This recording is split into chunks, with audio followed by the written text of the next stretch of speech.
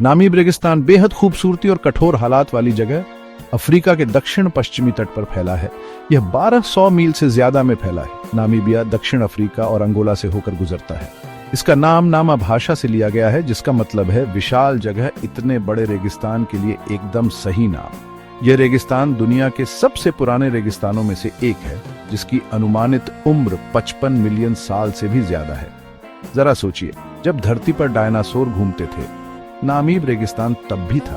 प्रागैतिहासिक सूरज के नीचे इसकी रेत खिसकती रहती थी। इस अविश्वसनीय उम्र ने अनोखे और लचीले जीवन रूपों को विकसित होने दिया है, जिससे यह जैव विविधता का खजाना बन गया है। नामीब रेगिस्तान सिर्फ रेत के टीलों से ज्यादा है।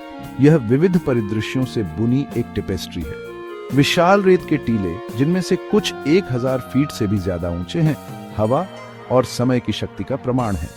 चट्टानी मैदान, जो प्राचीन नदियों द्वारा उकेरे गए हैं और तत्वों द्वारा अपक्षयित हैं, एक नम अतीत की कहानियां कहते हैं। नामीब रेगिस्तान का परिदृश्य रंगों और बनावट का एक नाटकीय विपरीतता है।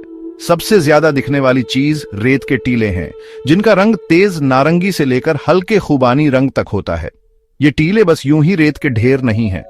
हवा इन्हें सुंदर आकार देती है। ये लगातार बदलते और विकसित होते रहते हैं। टीलों के आगे एक अलग परिदृश्य उभरता है। ऊबड़ खाबड़ पहाड़, जिनकी ढलानें गेरू और भूरे रंग के रंगों में रंगी हैं, रेगिस्तानी जमीन से अचानक ऊपर उठते हैं। ये पहाड़ प्राचीन भूवैज्ञानिक उथल पुथल के अवशेष हैं। हजारों सालों से हवा और बारिश से इनकी चोटियां नक्काशीदार हैं। रेगिस्तानी जमीन खुद बजरी के मैदानों और सूखी नदी के तल की एक पच्चीकारी है। ये नदियां, जिन्हें रिवर कहा जाता है, कभी कभार होने वाली बारिश के बाद ही बहती है। फिर भी ये रेगिस्तान के निवासियों के लिए जीवन रेखा है, वनस्पतियों को सहारा देती हैं और पानी की तलाश में जानवरों को आकर्षित करती है। नामीब रेगिस्तान अपनी अत्यधिक शुष्कता के लिए जाना जाता है। बारिश कम होती है और उसका कोई भरोसा नहीं होता। कुछ इलाकों में प्रतिवर्ष औसतन आधे इंच से भी कम बारिश होती है। बारिश की यह कमी ठंडी बेंगुएला धारा के प्रभाव के कारण होती है, जो तट के साथ बहती है, बारिश को रोकती है। बारिश न होने के बावजूद हवा अक्सर आश्चर्यजनक रूप से नम होती है। कोहरा ठंडी समुद्री धारा और गर्म रेगिस्तानी हवा के मिलने से बनता है। रात में जमीन पर छा जाता है। कुछ रेगिस्तानी निवासियों के लिए नमी का एक जरूरी स्रोत बनता है। नामीब रेगिस्तान में तापमान बहुत ज्यादा हो सकता है। दिन और रात के बीच नाटकीय रूप से घटता बढ़ता रहता है। दिन के समय सूरज रेत को झुलसा देता है। तापमान 100 डिग्री फ़ारेनहाइट से भी ऊपर चला जाता है। हालांकि रात में रेगिस्तान तेजी से गर्मी खो देता है, जिससे तापमान गिर जाता है, कभी कभी शून्य से भी नीचे चला जाता है। अपनी कठोर परिस्थितियों के बावजूद नामीब रेगिस्तान जीवन से भरा हुआ है, जो प्रकृति की उल्लेखनीय अनुकूलनशीलता को दर्शाता है। इस विषम वातावरण में जीवित रहने के लिए पौधों और जानवरों ने चतुर रणनीतियां विकसित की हैं, जहां पानी और पोषक तत्व दुर्लभ हैं। सबसे ज्यादा दिखने वाले पौधों में से एक है वेलवेट्स चिया, एक सच्चा उत्तरजीवी जो 1000 साल से ज्यादा जीवित रह सकता है। इस अजीब से दिखने वाले पौधे में केवल 2 पत्तियां होती हैं, जो इसके पूरे जीवन काल में लगातार बढ़ती रहती हैं। रेत पर विशाल रिबन की तरह फैलती है। जानवरों ने भी रेगिस्तान की चुनौतियों के हिसाब से खुद को ढाल लिया है। उदाहरण के लिए नामीब रेगिस्तानी भृंग अपनी ऊबड़ खाबड़ पीठ पर कोहरे से नमी इकट्ठा करता है, बूंदों को अपने मुंह तक पहुंचाता है। ऑरिक्स और स्प्रिंगबोक जैसे अन्य जानवरों ने अपने खाने वाले पौधों से अपना ज्यादातर पानी प्राप्त करने के लिए खुद को ढाल लिया है। भाग 5, अतीत की प्रतिध्वनियां। नामीब में मानव उपस्थिति। नामीब रेगिस्तान सहस्राब्दियों से मनुष्यों का घर रहा है।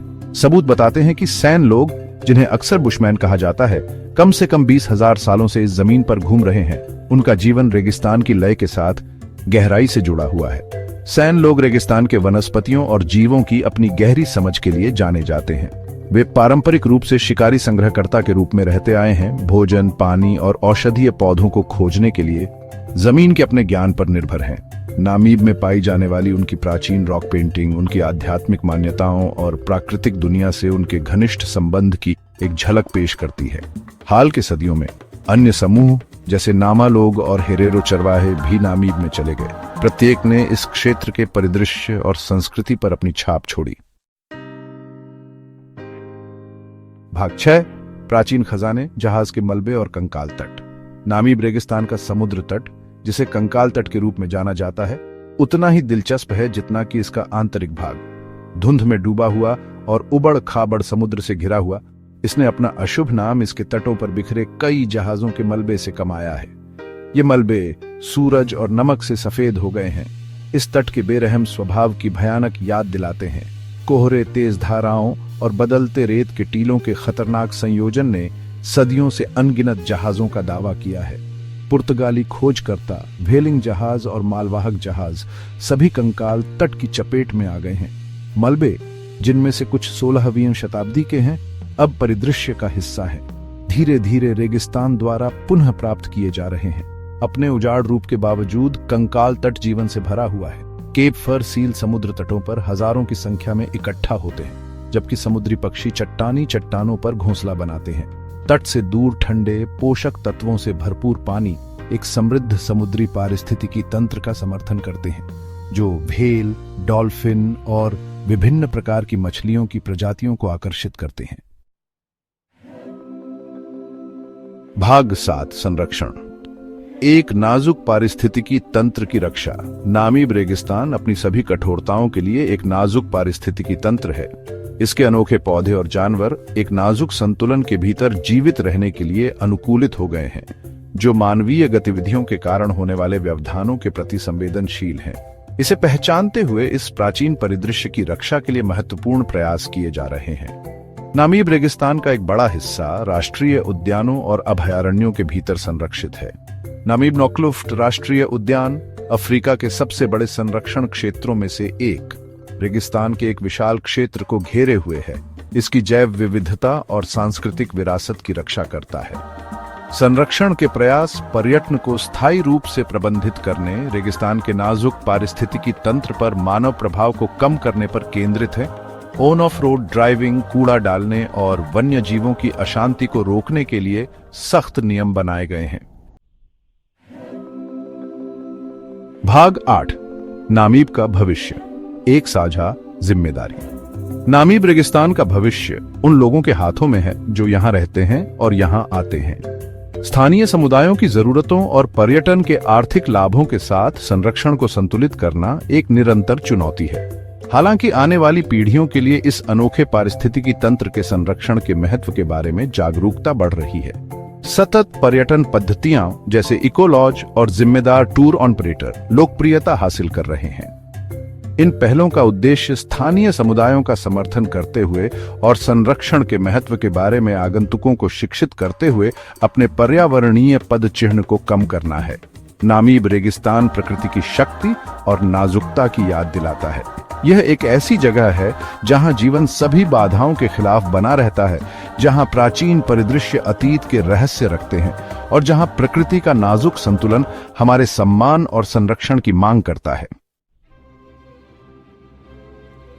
भाग 9 एक कालातीत परिदृश्य, नामीब का स्थायी आकर्षण। नामीब रेगिस्तान अपनी बेजोड़ सुंदरता और कालातीत परिदृश्यों के साथ विस्मय और आश्चर्य की भावना पैदा करता है। इसकी विशालता हमें विनम्र बनाती है, इसकी खामोशी बहुत कुछ कहती है और इसका लचीलापन प्रेरित करता है। यह एक ऐसी जगह है जहां हम प्रकृति के साथ उसके मूल रूप में जुड़ सकते हैं, जहां हवा और समय की कठोर शक्तियों ने प्राकृतिक कला की एक उत्कृष्ट कृति गढ़ी है। जैसे ही हम अंतहीन टीलों, ऊबड़ खाबड़ पहाड़ों और उजाड़ समुद्र तट को देखते हैं, हमें प्रकृति की स्थायी शक्ति और ऐसे अनोखे और अपूरणीय परिदृश्यों के संरक्षण के महत्व की याद आती है। नामीब रेगिस्तान हमारे ग्रह की सुंदरता और नाजुकता का प्रमाण है।